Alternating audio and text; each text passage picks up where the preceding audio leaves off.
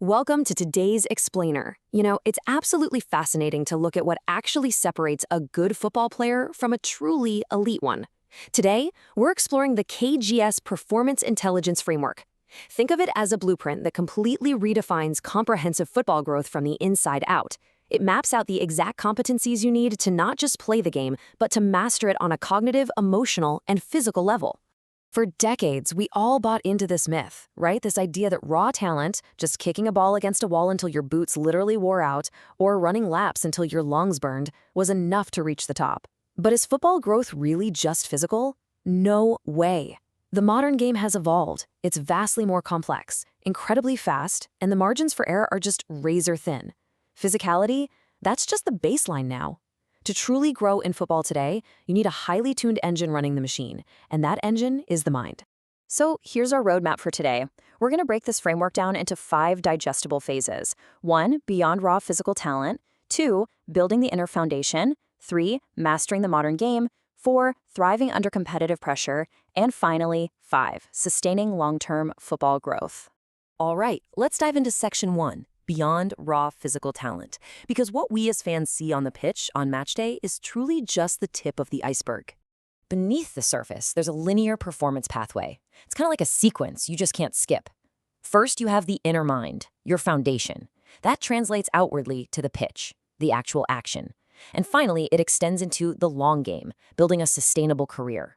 You absolutely have to develop the person before you can even think about developing the player. Moving on to section 2, building the inner foundation. This is the absolute bedrock of a player's mental architecture. It's actually wild when you look at the core competencies of personal intelligence, or PI 100. We're talking self-awareness, growth mindset, emotional intelligence, accountability, and goal intelligence. Notice a theme here. Absolutely none of these involve actually touching a football. But taking total ownership of your behaviors and emotions is the mandatory first step to any physical development. You simply have to build this self-awareness before you can optimize your on-pitch skills. And when we layer on learning intelligence, we hit this really fascinating concept, deliberate practice. This isn't just mindlessly showing up to run drills for an hour. It's training with laser-focused purpose and quality. Think about an agile learner. They take coaching, interpret that feedback, and apply it instantly. A player with high learning intelligence is going to accelerate their football growth way past the competition because they aren't just training hard, they are training smart. Which brings us to section 3, mastering the modern game. Now we're stepping onto the pitch to look at those rapid-fire mental processes of actual gameplay. Think about every single micro-narrative of a football play. It all goes through this relentless loop. See, choose, act. First up, see, collecting useful data to gain an information advantage before your opponents do. Next is choose, identifying multiple solutions and picking the best possible decision in a split second. And finally, act, turning that decision into efficient physical movement. The faster and more accurately a player loops through this exact sequence, the better they perform. But, well, here's the catch. Doing that loop once in an empty park? Easy. Doing it for 90 minutes while you're completely exhausted, with 50,000 fans screaming and an opponent closing you down at a full sprint? That is incredibly difficult. And this is exactly where cognitive load management comes in. Consider how elite players process all these complex tactical options without completely short-circuiting when the game speeds up. Maintaining decision quality under dynamic pressure is exactly what separates the elite mind from the average one.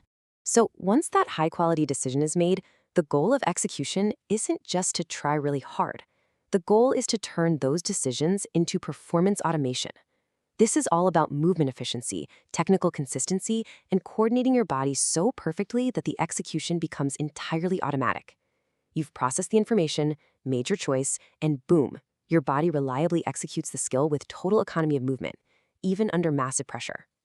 All right, section 4, thriving under competitive pressure. Let's look at what separates the guys who look great on the training ground from true, reliable matchday performers. When we dive into competitive intelligence, it covers some crucial ground: pressure intelligence, resilience, composure, communication, and leadership. Because true football growth means not folding the second you go a goal down. Resilience is about responding constructively to setbacks, and composure is what keeps you in technical control when it matters most. This pillar is essentially the armor that protects all those technical skills you've just spent years building. Finally, we have section 5. Sustaining long-term football growth. This looks way beyond the 90-minute match at the off-pitch habits required for a lifelong journey in the sport. This long game actually splits into two complementary pillars. First, you have professional intelligence, which manages the present, optimizing your recovery, dialing in your nutrition, and managing your off-pitch lifestyle. But then you have growth intelligence, which looks entirely to the future. It's about self-evaluation, embracing new innovations, analyzing your data, and honestly, just having a relentless curiosity to find new ways to improve well beyond your current levels. So the ultimate purpose of this entire framework, it boils down to this: becoming a lifelong learner and building systems for lifelong development. Elite football growth isn't just some final destination that you arrive at and check off a list. It is a continuous, never-ending system of self-improvement. Which leaves us with a final provocative thought to take away from today's explainer. With everything we've just unpacked together, the personal foundation, the learning agility, the information processing, the resilience, ask yourself, are you training your mind as hard as your body? Because if this framework proves anything, it's that true football growth is a highly intelligent process. The game is won in the mind long before a boot ever touches the pitch. Thanks for joining me today, and I highly encourage you to reevaluate your own training and see how you can start building these pillars right now.